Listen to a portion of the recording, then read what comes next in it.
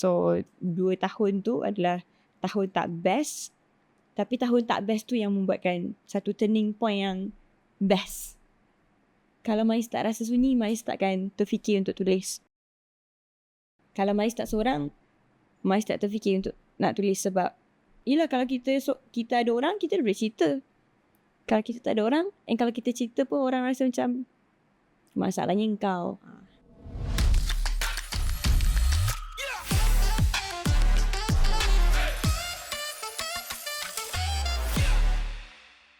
Selamat datang Malis ke Paksa Sembang. Terima kasih ke lah, Sembang Syed. Paksa. Tak apa, mana-mana pun boleh Saya sebenarnya. pun macam terasa Terpaksa juga. Kebetulan. Kebetulan. Asal benda terpaksa juga ni. Tapi Okay, jadi thank you Malis untuk inilah sembang paksa sekali dengan saya. tak apa. Sebab kita At least terpaksa dua-dua. Betul. Kalau seorang-seorang terpaksa dia macam tak boleh lah kan. At Jadi, least ada kawan. Jom kita kenalkan diri sikit. Huish. Diri Malis. Terus nama saya malu. Nama saya Nurmalis binti Nordin. Nak pandang mana ni? Pandang sini boleh, pandang situ boleh. Jangan pandang belakang. Takut. Jangan pandang pojan je. Takut. Nanti tak jadi paksa sembang. Suka. Okay, nama saya Nurmalis binti Nordin. Boleh panggil saya Malis. Saya berasal daripada Pulau Pinang. Saya lahir kat Penang. Tapi sekarang saya menetap di Kedah, Kulim Kedah. Itulah sebersikit pasal saya. Rutin macam kita kan. Macam Bangun pagi, gosok gigi. Bangun pagi gosok gigi. Tapi kalau Malis pula macam mana? Bangun pagi mudi. Oh, bangun pagi mudi. Terus galau. Jadi black metal lah. tak. Rutin Apa yang saya Malis buat harian. Okay. Sebab sekarang Malis banyak buat konten lah dekat TikTok. Basically hari Malis akan terisi dengan fikir idea-idea baru untuk konten dekat TikTok lah. So Malis akan selalunya Malis akan macam tengok YouTube untuk dapatkan inspiration nak buat apa dengan TikTok ni. Macam tu. Detik-detik permulaan atau kehidupan awal Malis tu, Malis share sikit ke? Okay. Kalau korang tak tahu, saya dengan Ashley ni satu universiti yang sama lah. Satu tempat belajar yang sama masa dekat Aswara, Akademi Seni Budaya dan Warisan Kebangsaan. So masa sebelum saya satu batch dengan Ashley, sebelum batch dengan Encik, Malis diploma dekat Aswara 2014 masuk. Itu Malis ambil diploma teater lah. So 3 tahun tu Malis belajar pasal teater. And then after that, lepas habis diploma, Malis rehat sekejap sebenarnya 2 tahun. Malis tak terus masuk. Malis rehat 2 tahun. And then baru kita jumpa dekat degree. Kita ambil pengurusan seni kan. So masa tu, kenapanya Malis ambil 2 tahun gap untuk masuk ke degree sebab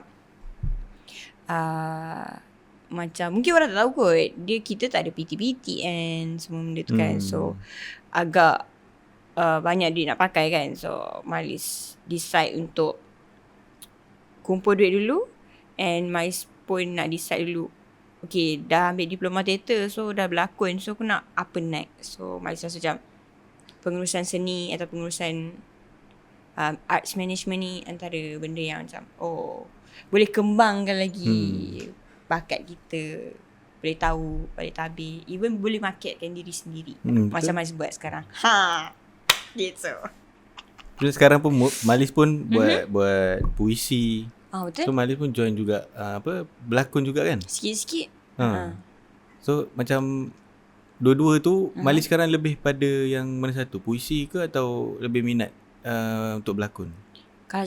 Kalau ceritanya Malis kan, Malis minat apa? Malis minat berlakon lah. Sebenarnya berlakon tu paling Malis minat. Cumanya peluang atau peluang Malis nak berlakon tu ada, cumanya macam Malis tak banyak pergi lah casting apa semua. So Malis decide, why don't I create my own macam content. So Malis buat puisi sendiri. And benda-benda tu Malis post dekat TikTok lah. Itu tapi content tu still indirectly Malis menulis puisi, tapi kan Malis selalu record diri sendiri and ada voice over puisi tu. Indirectly Malis berlakon sekali.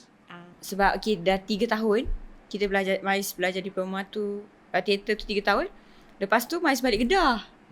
So disebabkan dekat Kedah kan Malis tak tahu aktivis teater dekat sana, jadi Malis sendiri-sendirilah.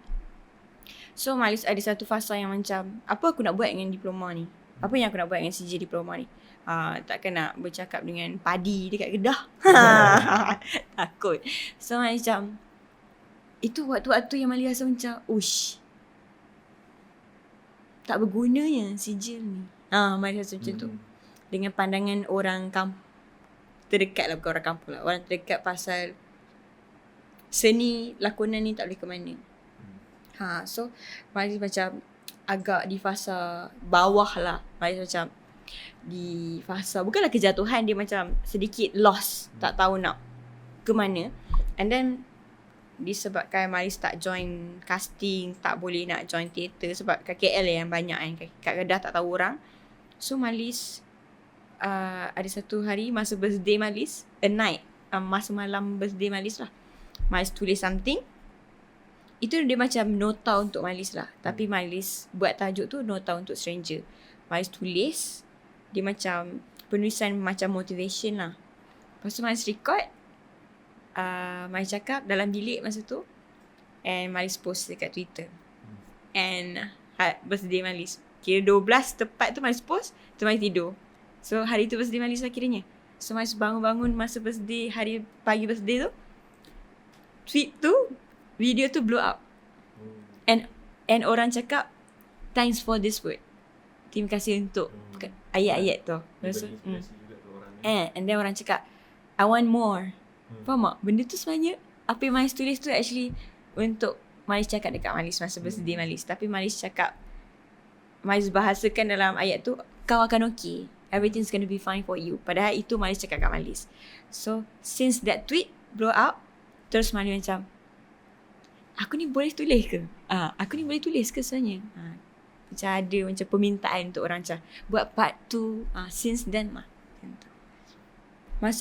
Masa diploma dulu, masa teater dulu kan, kita orang kena buat macam kajian naskah. Macam tu lah. Indirectly, dalam satu hari tu kita orang hadap skrip. Satu skrip, 2 skrip. Dari situlah sebenarnya Malis bukan membaca novel, Malis tak membaca buku, tapi disebabkan teater memerlukan kita untuk baca skrip, menghafal. Dari situ Malis macam, weh, simple je ayat dia, tapi kenapa menusuk faham tak? Macam mana dia buat ayat sini macam tu. Dari situ lah sebenarnya ada orang approach Malis.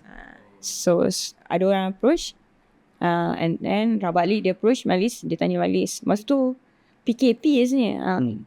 Dia cakap, nak tak buat buku? Tu Malis macam, for me, Malis tak ready lah. Kali ikut Malis macam, it's a long way to go. Banyak lagi Malis tak tahu kan. Sebab Malis pun jarang membaca. So Malis takut kalau Malis punya penulisan tak menempati cita rasa atau tak berkualiti untuk orang baca, untuk orang spend money. Tapi Malis rasa peluang tu tak datang 2 kali. Sebab tu Malis macam, okay lah. Baik, grab the peluang. Yes. Langgar je, Malis langgar je Cik. Malis tak tahu pun apa penerimaan orang tentang buku tu, tapi Malis macam Malis ada benda nak kongsi. So itu Malis rasa macam perkongsian je. Alhamdulillah, unexpectedly sampai hari ni orang beli. Kenangan pahit bila kita dah Malis tu lah, masa 2 years gap daripada diploma ke degree tu adalah momen-momen yang Malis macam, aku ni tak ada apa-apa untuk dibanggakan. I have nothing to orang untuk banggakan Malis. Even mungkin keluarga terdekat pun rasa macam saya tak ada apa-apa nak bagi. I have nothing to give to people. So kerja pun tak tahu nak kerja apa. Nak sambung study pun macam stuck. Nak sambung apa. So masa momen-momen tu Malis banyak reflect diri lah. Sebab masa tu boleh cakap ayat dia macam selfish sikit lah. Masa tu Malis rasa macam Malis je ada dengan Malis. Macam tu. Sebab everyone masa tu tengah fast pace. Macam orang sambung study, orang sambung degree, Malis stuck kat sini. semua orang macam Malis rasa macam at that point semua orang tengah tengok Malis. So what's next? Betul. Anda buat apa? Hidup hang lah. So macam okay, I have to do something. Dari rasa macam, dari rasa tak ada orang percaya, dari rasa seorang-seorang, so Malis rasa macam perasaan yang aku rasa ni kan, mesti orang lain pun tengah rasa. Apa yang aku boleh buat untuk comfort semua orang yang tengah rasa macam ni? So Malis tulis. So 2 tahun tu adalah tahun tak best, tapi tahun tak best tu yang membuatkan satu turning point yang best. Kalau Malis tak rasa sunyi, Malis takkan terfikir untuk tulis. Kalau Malis tak seorang, Malis tak terfikir untuk nak tulis. Sebab yelah, kalau kita ada orang, kita boleh cerita. Kalau kita tak ada orang, kalau kita cerita pun orang rasa macam masalahnya engkau. Nak cerita ke orang ni pun kadang-kadang kita fikir 2-3 kali. Tak apakah aku cerita. Nak cerita ke orang pun tak semua topik boleh cerita. Tapi kalau menulis and post, kalau kita post Malis bagi Malis, kalau Malis post kat Twitter tu, orang pun ada benda lain yang orang go through. So takkanlah dia nak ambil pot pasal penulisan kita kan. So kita dah let it out kat situ. Tapi disebabkan mungkin tulisan tu orang rasa sincere, so it's a win-win situation lah. Malis comfort orang hargai Malis. Sebab dalam hidup ni Malis rasa macam tu lah. Macam mana tough pun kita, macam mana sadur pun kita, at the end of the day kita perlukan orang untuk hargai kita. Malis ada tengok recent video Malis post dekat Instagram. Yang mana satu? Yang pasal orang approach Malis untuk minta advice. Tapi sedangkan Malis pun tak ada jawapan. Tak ada jawapan. Tak ada jawapan. Maksud Ci macam kenapa orang approach Malis padahal Malis pun tak ada jawapan dah macam tu lah. Kenapa? Sebab kira macam Malis pun maybe tak ada jawapan benda tu. Tapi untuk orang lain, Malis ni adalah satu tempat diorang dapat motivasi. Self motivation macam tu kan. Faham. Malis okay, video tu actually Ci masa first meet and greet buku Malis. Buku Malis tu publisher buat meet and greet, and then